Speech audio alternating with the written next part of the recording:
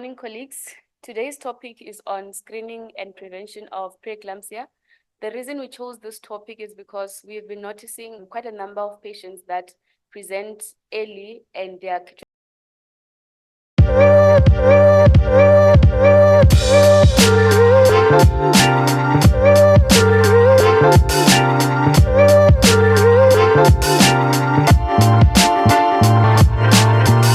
the case of Ms. LM. She's a 26-year-old, gravida 3, para 2 minus 1. She presented at the reason for referral was preeclampsia with severe features. So the severity was based on a blood pressures of 166/119 with imminent symptoms, as well as fetal affectation in terms of intrauterine growth restriction. Of note is that she had a background history of bed obstetric history, which is a previous intrauterine fetal death ×2. Both of them was at 32 weeks. And in both of these pregnancies, she had severe preeclampsia. In her first one, she had a previous abruptio placenta at 32 weeks. She was booked at 12 weeks with normal booking bloods. So history is that this patient presented with a frontal headache that was not responding to analgesia, associated with blurry vision and epigastric pain, no associated low abdominal pain or privy bleeding. On her obstetric history, she's a para 2. In 2018, she had an IUFD at 32 weeks. She had severe features of preeclampsia that were complicated by abruptio placenta. She delivered well. She delivered vaginal delivery.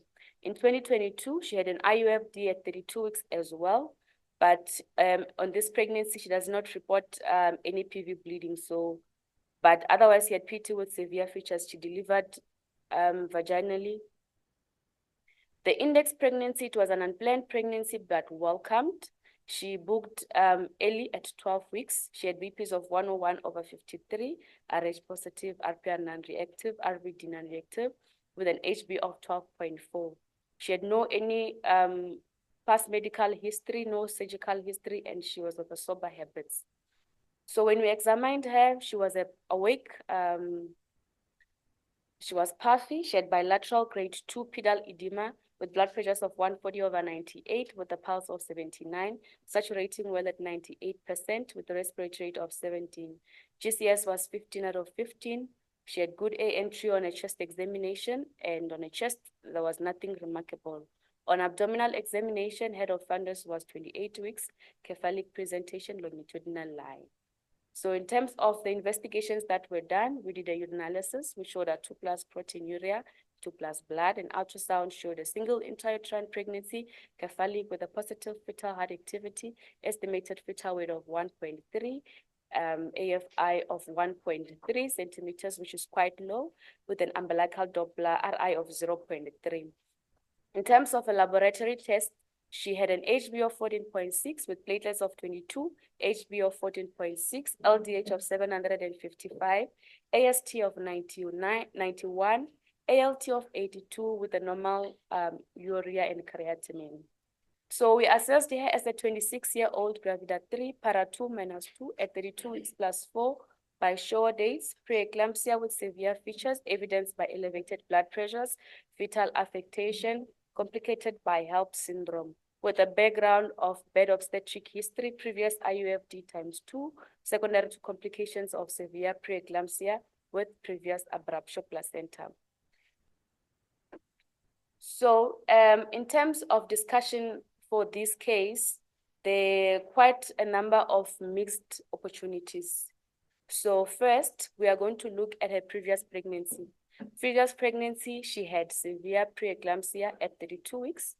She had abruptio placenta as well. So what should have been done at this, when this patient, during the admission of the first pregnancy, is proper counseling of the patient about what had happened and the cause of it. Of note is that the patient knew that it was an abruptio placenta. It means the counseling of the outcome of the pregnancy was done. But the other thing that needed to be done was on cancellation of further pregnancy. We know that with abruptio placenta, if you have had one placenta abruptio, the risk of having a second one is about 10%. So she was not,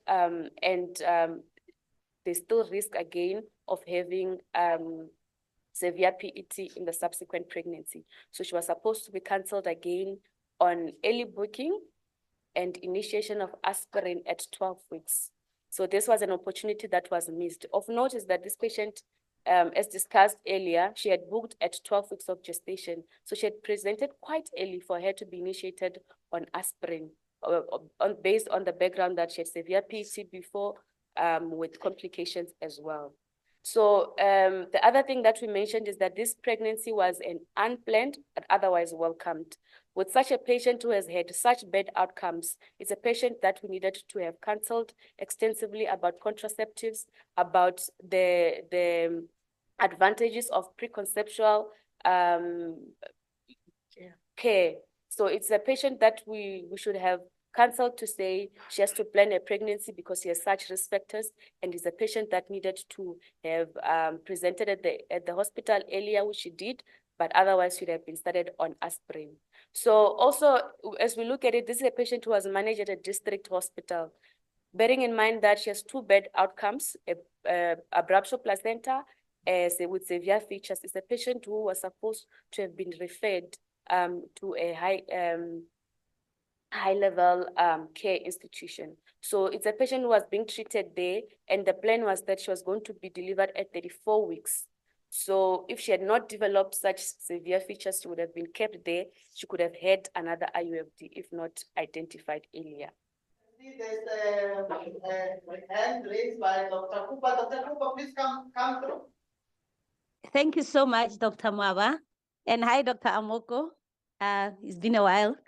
I just wanted to ask, the first question that was raised in my mind, I think has been answered by the last slide about the opportunity issue aspirin. But follow up on that was, since we saw that the patient was booked at that early stage, other than the fact that it was missed, the opportunity for aspirin was missed earlier, I just want to know at what stage was the pre-eclampsia diagnosed for the index pregnancy, and what was the patient on prior to the recent admission? Because as far as treatment is concerned, we saw that when she came to Polokwane, she was already having like severe features and stuff. I just want to know the timing of the diagnosis for the index. But then the part about the aspirin, I think, has been covered. I wanted to ask from the previous slide. Thanks. All right, thank you, Doc. She was diagnosed at this presentation right now at 32 weeks. Throughout her okay. Yes. All right. No, I just wanted to know. Thank you. Thank you, Dr. Cooper. As always, making this presentation lively. I really appreciate you. Yes, a question? Yes, please go ahead. Dr. Mushupia. Yes, good morning, colleague. Can I use the opportunity and thank you for being the best host for our Limpopo Obstetrics Response Team workshop, which we just did recently. Dr. Mushupia is in charge of the maternity in Nobel Hospital, and they were the best hosts. We actually learned as much as we have. Please go ahead. No, thanks very much, and then you're welcome. I want to know the issue of the aspirin. And I don't know that maybe I'm confusing things. Because sometimes other people will say, once you see the fetal heart, you can start the aspirin. Which is the ideal time to start the aspirin? Is it at 12 weeks, or immediately you see the fetal heart, you can start the aspirin? Thank you. Very good question. Dr. Tangeni?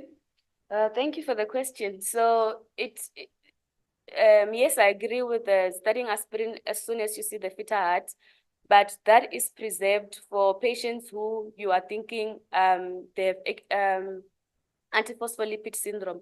Like in this case, she has had 2 previous IUFDs associated with severe PET. So already it puts her as obstetric APLS, even though we haven't done the other laboratory testing. So this is a patient that we could have started at 12 weeks based on the background history of the 2 previous IUFDs associated with severe PETs. But then in a patient who's just a severe PET, she has had delivery, then these are patients that you start at at 12 weeks. Is there any other comment on that?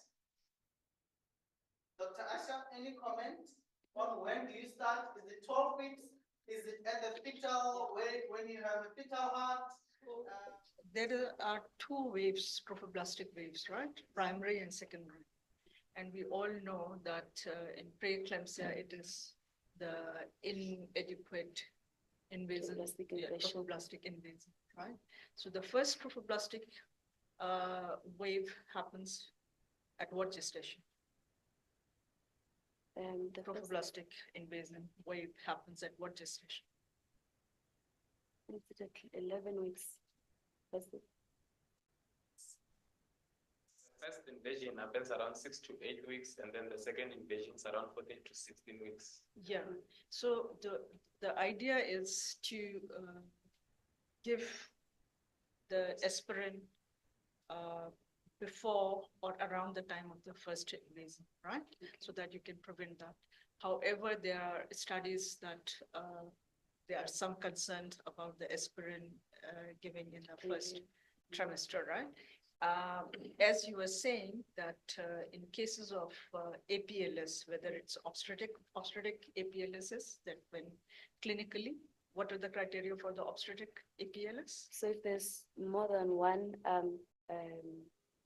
fetal death of a normal fetus, yeah, from one 10 weeks, IUD for more than 10 weeks, or you have preterm delivery that associated with preeclampsia, or more than 3 preeclampsia early preeclampsia, less than 34 weeks, or there have been three consecutive. So what I was saying, yeah. So this patient, does she fit in criteria of obstetric APLS? She does. This does, right? Yeah. So this patient should have been started at the time of seeing the fetal heart, right? Yeah. So that's the basic idea, is that you are giving the aspirin at or around the time of the first trophoblastic invasion so that you can prevent it, right? And then currently it is also said that you can give up until the 20 weeks, because even at the time of second trophoblastic invasion, if you can give, there is some benefit, right? So the next guidelines speaks about 11 to 13 weeks. And then you have the International Society of the Study of Hypertension and Pregnancy that speaks about 12 to 16 weeks. And then you also have ACOG, American College of Obstetricians, that speaks about starting it at 12 to 28 weeks. They give up to 28 weeks. Okay, thank you so much. All right, you can go on with the next case. So the second case is of a 31-year-old, gravida 2, para 1. She's at 25 weeks plus 6 by short days, booked with normal booking blood. She was also a referral from our local clinic, presenting with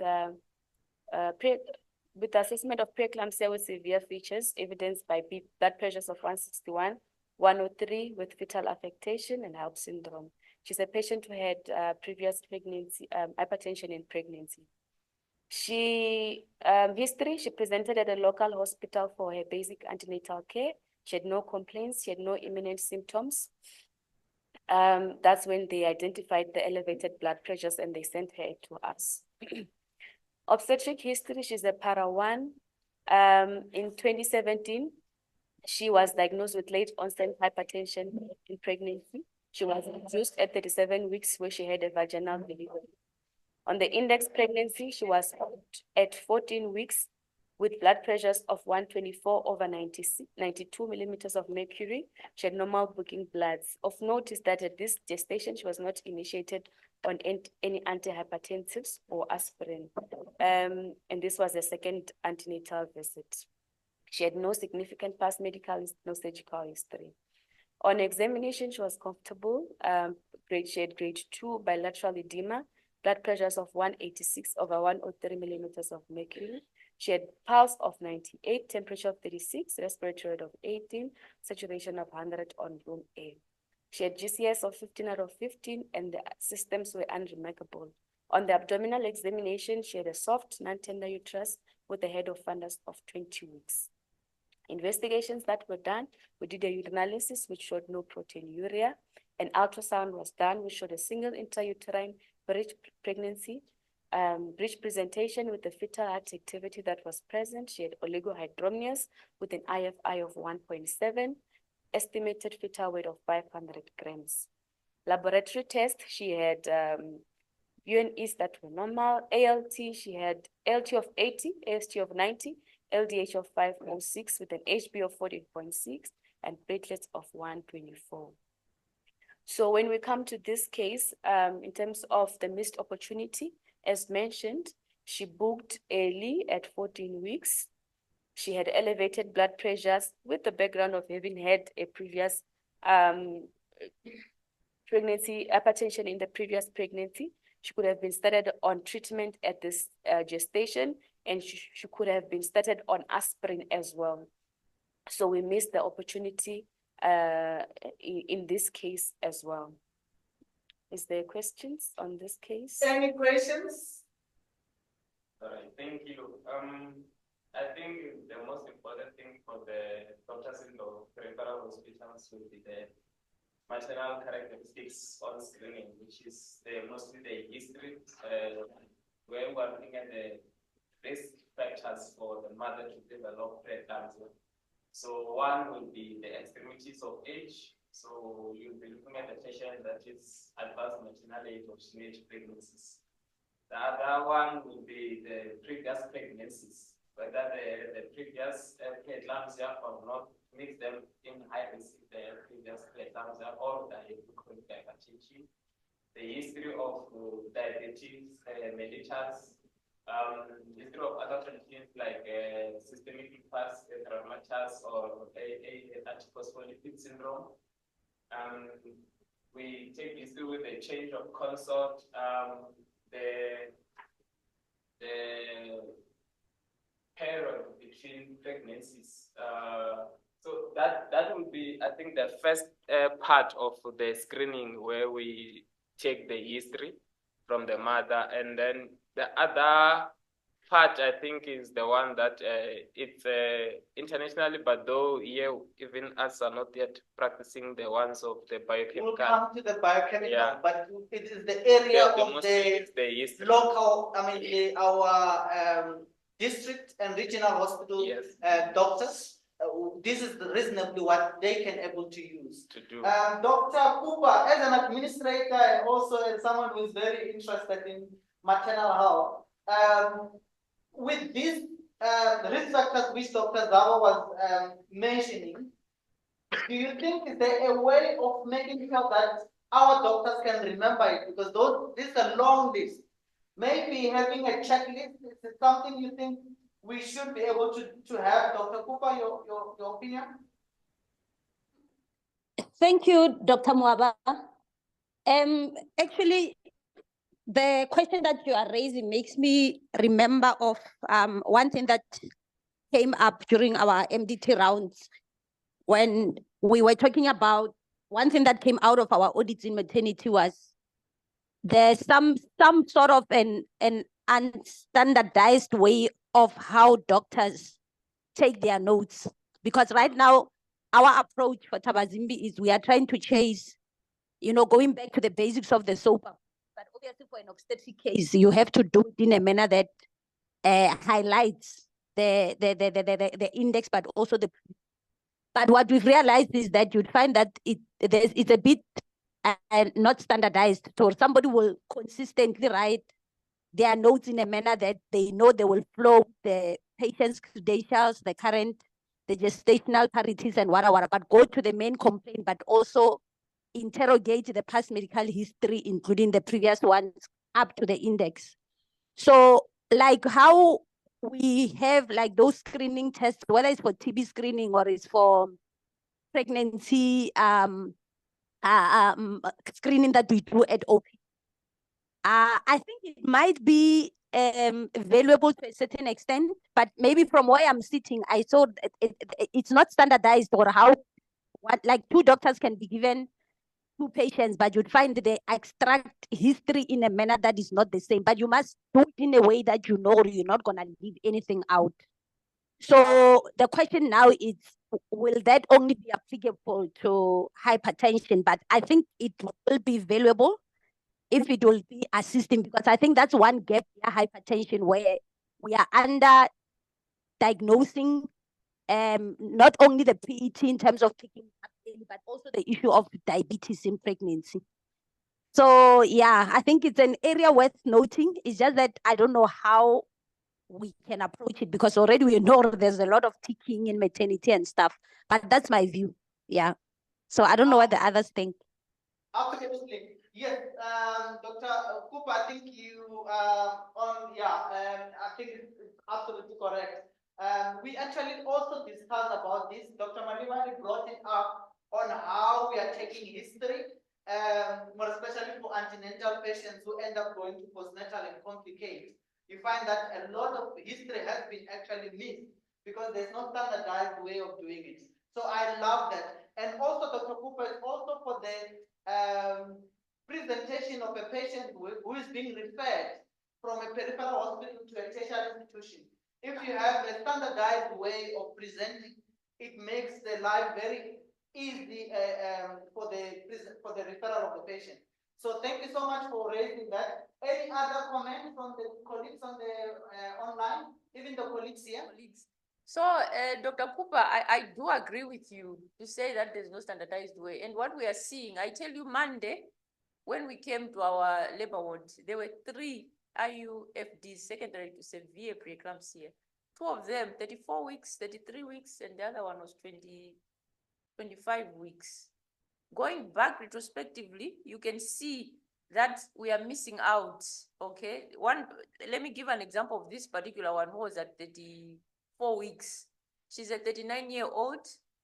This is her 5th pregnancy, 2 previous losses, miscarriages, first trimester miscarriages. And the last miscarriage was, I think it was 6 years ago. She booked very early. She booked at 12 weeks. She was told blood pressure was normal then.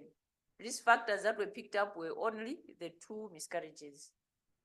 Then she was told to come 4 weeks later, she came at 15 weeks. 4 weeks later, she was now 20 weeks plus a few days. Blood pressure on that visit is very high.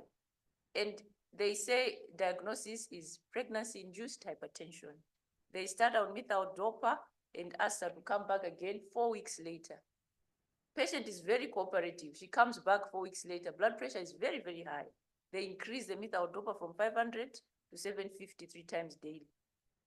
Ask her again to come back in 4 weeks' time. 4 weeks' time, blood pressure is very high. Okay, they do bloods. No follow-up is done. They ask her again to come back at 4 weeks. 4 weeks later, she comes. It's an intrauterine fetal demise. So you can see that this patient has risk factors. As the patient is going, the wrong diagnosis is made, and we carry on like that. Yeah. What I am suggesting as well, as much as history is there, okay, it's mostly it's the junior doctors seeing these patients, and we're ending up with such, bad outcomes. Maybe we can have highlighters, okay? Highlighters, when you initially see the patient, highlight what we think are the important problems. In this particular patient, I'm giving an example, 39 years, okay? Blood pressure is already high. Someone is saying pregnancy-induced hypertension. There, it's a matter of reasoning. To say she came less than 20 weeks, blood pressure was normal. But look at this age. New consult as well. Okay, look at this age. This patient is at risk of preeclampsia. So maybe if we have highlighters and start highlighting, I see this patient, next time Tangeni sees this patient, we'll see that, no, someone highlighted these problems. Maybe I need to think around these problems as well. This is another suggestion apart from history taking that we are emphasizing on. Thank you so much. That was Dr. Chiro, our senior consultant in Petersburg Hospital. All right, good. So can we go to the third case, Dr. Tangeni? So the last case is of a 25-year-old driver, 4 parathrin at 31 weeks plus 2 bilateral ultrasound. Patient was also a referral from Muavha hospital. Chronic hypertension modified post-preeclampsia. She had severe features of 179, 102 BPs, and 3 plus protein urea. She had a background history of previous IUFD with this was secondary hypertension. She's also in the history of visiting the BMI of Otherwise, groups are mitigating on treatment and other people that were on yesterday that she presented to the local clinic for a baby antenatal care. She had no complaints or no symptoms. Obstetric history, she's a para 3 in 2000. So the obstetric history, she's a para 3. 2009, she had an IUFD at 8 months. This was hypertensive related. In 2011, she had a normal vaginal delivery at 10. She had no complications. She also had no hypertension at the subsequent 2 pregnancies.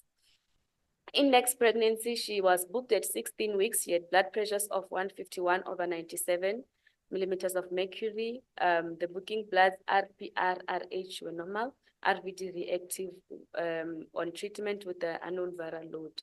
She was initiated on Aldomet 500 milligrams 8 hourly at 20 weeks. So at 16 weeks, this was at the clinic and she was referred to the hospital. She went to the hospital when she was 20 weeks, initiated on Aldomet 500 8 hourly. Her blood pressures remained poorly controlled throughout her subsequent visit. She was supposed to come after 4 weeks, of which she went, and Aldomet was subsequently increased to 750 milligrams 8 hourly. And then that's when she was referred to us on this visit. Past medical histories are RVD reactive, no known other comorbidities. Surgical history, nothing remarkable, no significant family history. And on examination, she was comfortable in room A, alert. She had gate truth bipedal edema.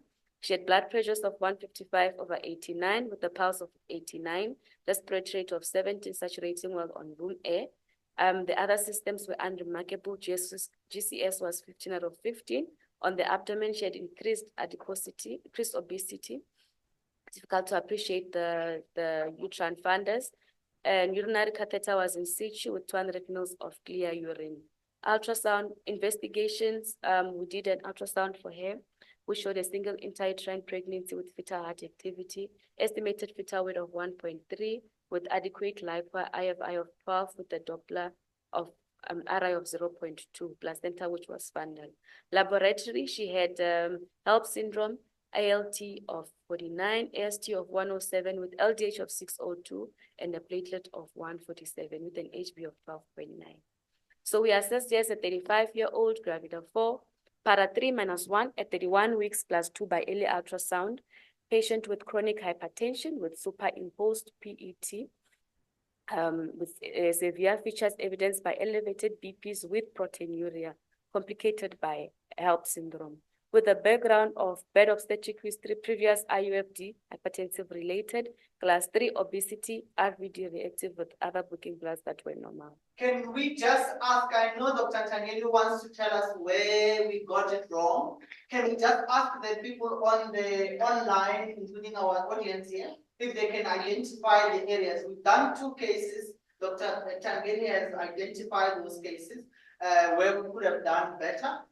Now I'm sure we know exactly what to do. Can we just ask the audience on the online, even here, on what we could have done for this particular patient? Learning points. No, I think it was a good presentation, and what was done is the way I had the first 2 presentation and the discussion is very fruitful for me. Thank you so much. Any other comment? Dr. Serami, the legend from the logo. Oh, yeah. Maybe just to say something. A question where one asked to say, when do we start aspirin? So which they've clarified that, but I just wanted to add that it's also important but to know that who are the patients that needs to be started on aspirin. You've asked Dr. Zaba, he was answering on the risk factors for preeclampsia. It's important to know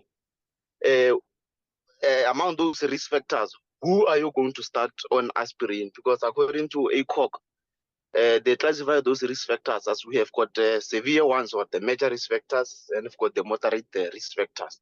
With the major or the severe risk factors, you just only need one. With that one risk factor, you can start the patient on aspirin to prevent preeclampsia. But with the moderate risk factors, you need 2 of those risk factors. Then you can start the patient on aspirin.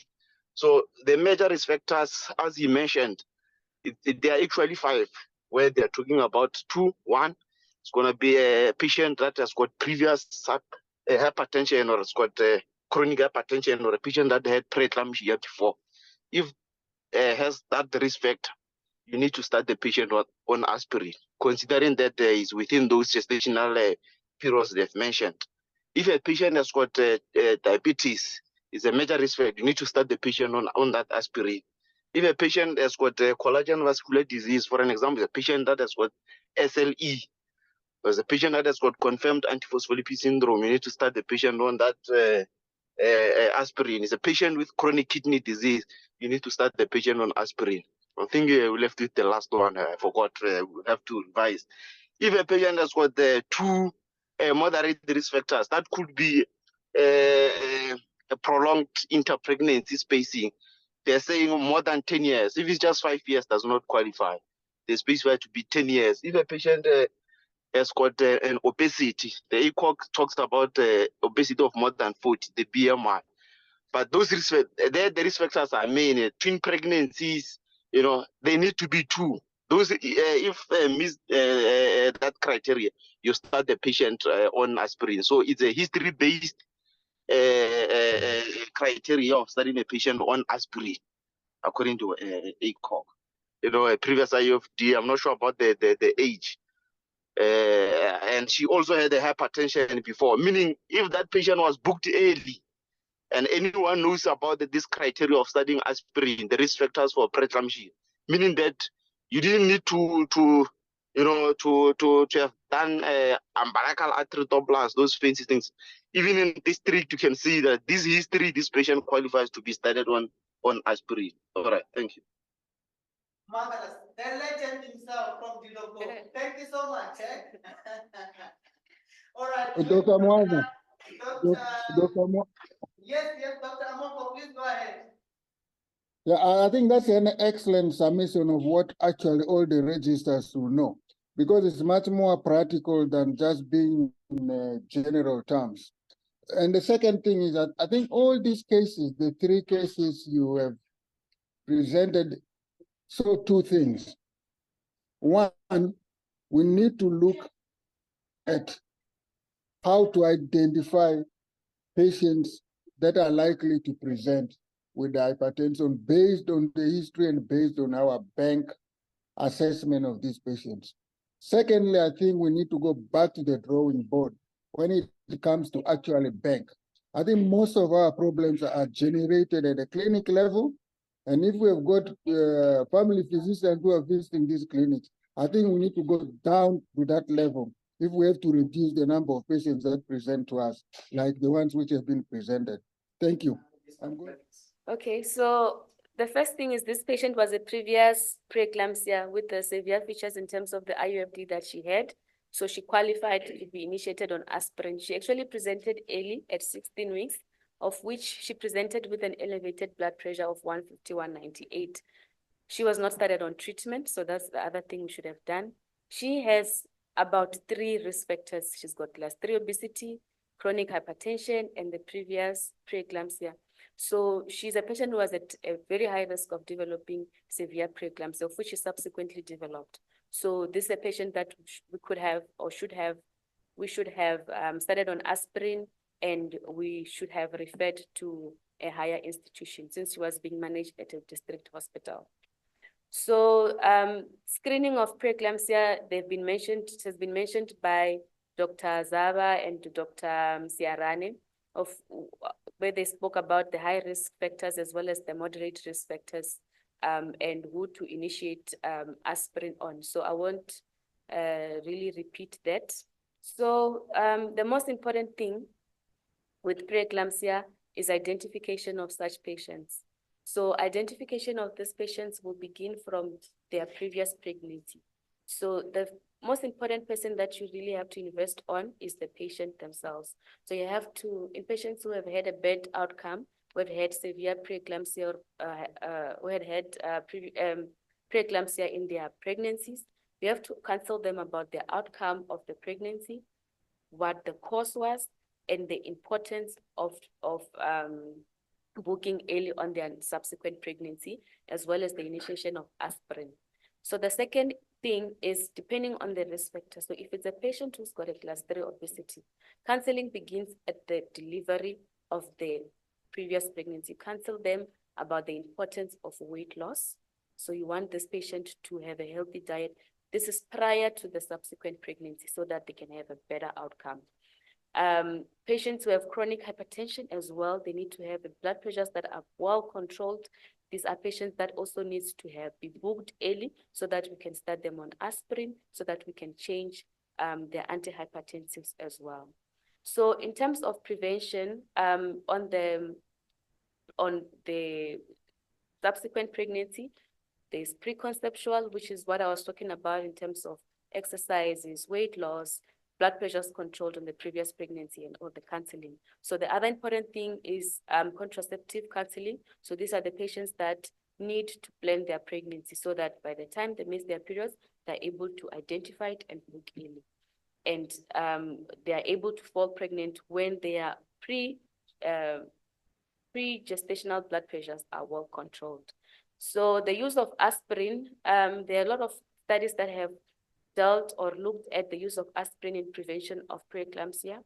There's the SCLAPS trial, there's the ASPRIS trial as well. So it was noted that aspirin, the use of aspirin in the prevention of preeclampsia, it's of paramount importance.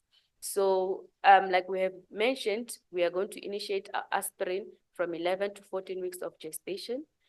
International Society of the Study of Hypertension, they advocate that you can take up to 20 weeks, but you must always be aware of the risk of abruptio placenta that comes with initiating aspirin at a later stage.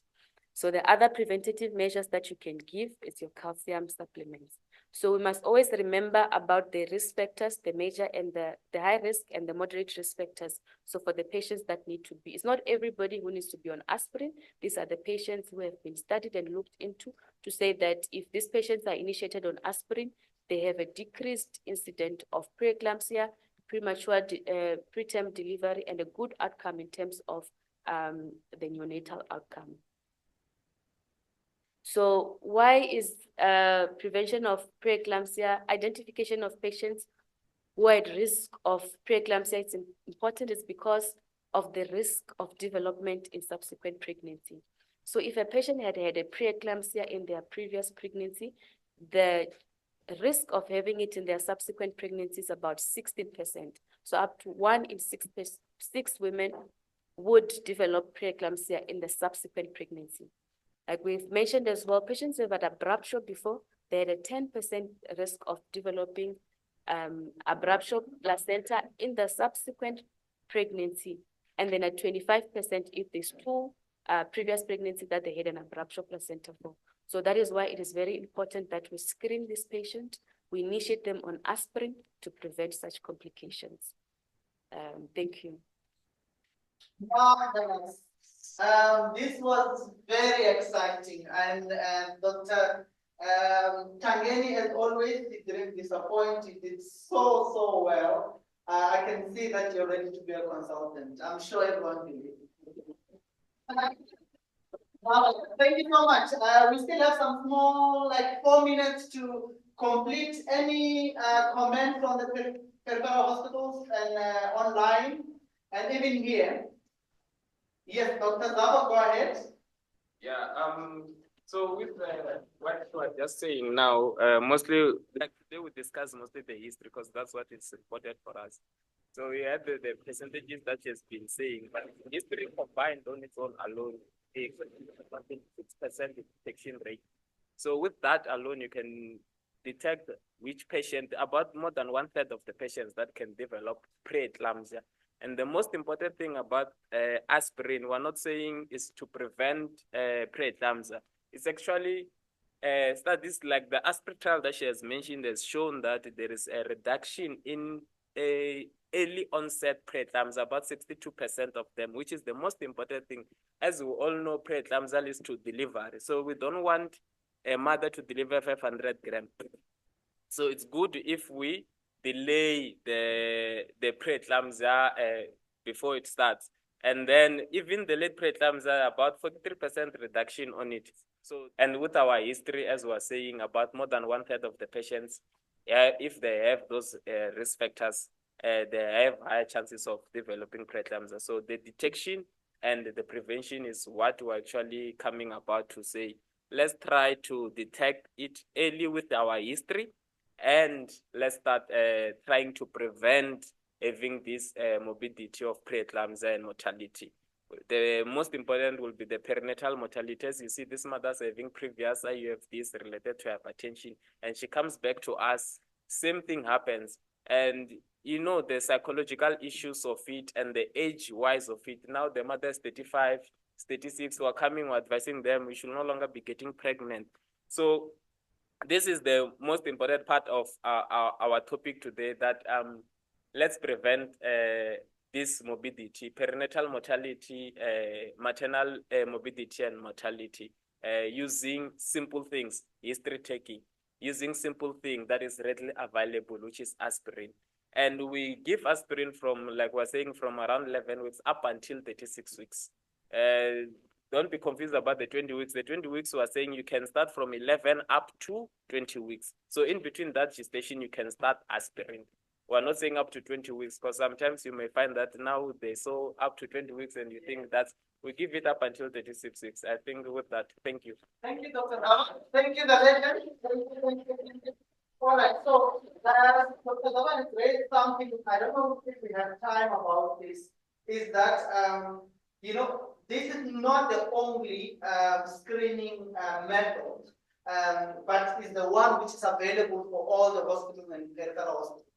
But just for the completeness sake, Dr. Tangeni, what are the other measures you can use to screen for preeclampsia? In first trimester, in terms of screening, you're going to have your history taking that we've been talking about in combination with the uterine artery Dopplers. So here you are looking at the notching, and you're also looking at the pulsatile index. So if there's notching and there's pulsatile index is increased, these patients are at risk of developing preeclampsia.